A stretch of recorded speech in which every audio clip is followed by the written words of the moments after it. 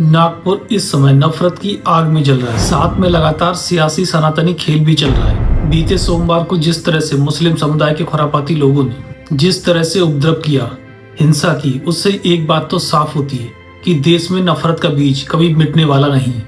और इसका एक सबसे बड़ा कारण है देश की गंदी सियासत। नमस्कार, पीटू सक्सेना। आज इस वीडियो में आपको नागपुर दंगे का पूरा परिदृश्य समझाने वाला हूँ। इस वीडियो से आपको साफ हो जाएगा कि दंगे की असली वजह क्या है।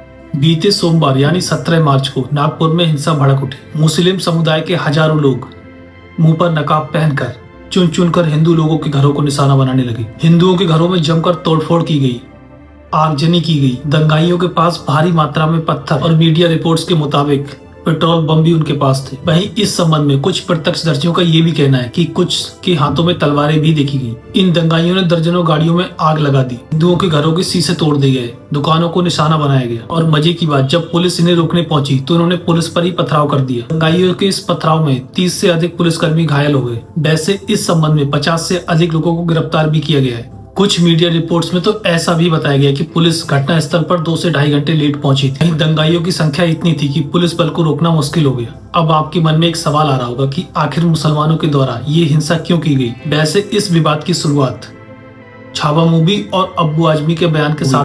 छावा मूवी के माध्यम से जिस तरह से औरंगजेब की क्रूरता का इतिहास दिखाया गया, जिस तरह से संभाजी महाराज को महान हिंदू शासक दिखाया गया, इससे देश के कई मुसलमानों को मिर्ची लगी। मूवी के बाद ही अब्बू आजमी का बयान औरंगजेब के फेवर में आया और सियासी आलोचनाओं की वजह से उन्हें अपने बोल वापस लेने पड़े। लेकिन जब छावा मूवी देखकर विश्व हिंदू परिषद और बजरंग दल की आंखें खुली तो उन्होंने औरंगजेब की कब्र को हटाने के लिए प्रदर्शन किया और इस प्रदर्शन ने ही हिंसा को हवा दी और नतीजा आपके सामने है। असल में देखा जाए तो ये काम धार्मिक नहीं लगता है। ये पूरा माजरा महाराष्ट्र में सियासत से सराबोर नजर आता है। महाराष्ट्र गवर्नमेंट के नेताओं के द्वारा ये भी कहा जाता है कि ये हिंसा प्लानिंग तरीके से की गई थी, नहीं तो एक साथ एक स्थान पर इतने मुसलमानों का इकट्ठा होना संभव ही नहीं था।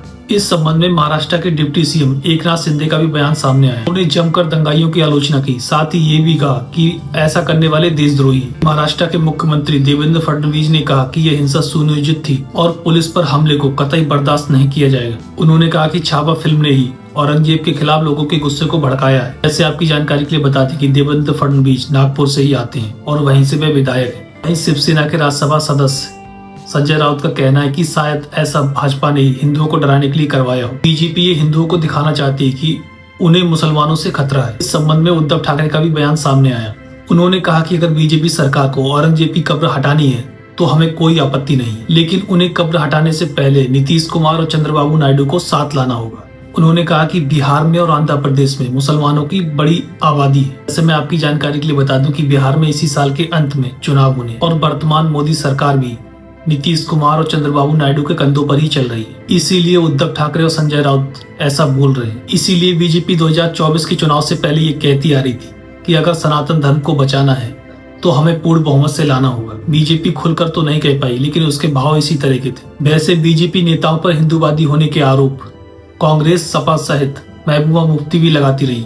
हाल ही में यूपी के मुख्यमंत्री योगी आदित्यनाथ ने कहा था कि अब्बू आजमी को महाराष्ट्र से यूपी भेज दो, हम उसे ठीक कर देंगे। इसका नतीजा तो सामने आना ही था। बाकी काम विश्व हिंदू परिषद और बजरंग दल ने पूरा कर दिया। शायद आपको मालूम हो कि विश्व हिंदू परिषद का हेडक्वार्टर भी नागपुर में ही है और नागपुर में ही विश्व हिंदू परिषद ने औरंगजेब की कब्र को तुड़वाकर वहां पर मराठा शासकों के स्मारक बनाने के लिए प्रदर्शन किया था। वैसे नजर फरीदी नाम के एक एक्स हैंडल पर दंगा का कारण औरंगजेब नहीं बल्कि कुरान की आयत लिखी हुई चादर को जलाना बताया गया, जैसा कि आप इस तस्वीर में देख रहे हैं। अब चाहे आप अब्बू आजमी को दोष दें, औरंगजेब को दोष दें या फिर छावा मूवी को, बीजेपी के नेता भी कोई कम नहीं है। छावा मूवी से पहले बीजेपी और विश्व हिंदू परिषद को कभी भी औरंगजेब की कब्र हटाने की याद नहीं आई। छावा मूवी देखने के बाद ही इनकी आंखें खुली। वैसे योगी आदित्यनाथ को यूपी से महाराष्ट्र का सीएम बना देना चाहिए, सब एकदम सही कर देंगे। योगी आदित्यनाथ को बीजेपी का अध्यक्ष या फिर रक्षा मंत्री बनाने की जरूरत नहीं है, उन्हें देश का पीएम बनाने की जरूरत है। कोई उपद्रवी पत्थर फेंक नहीं पाएगा। वैसे इस बारे में आपको क्या लगता है कि हिंसा के लिए कौन जिम्मेदार है, कौन ये सियासी खेल खेल रहा है?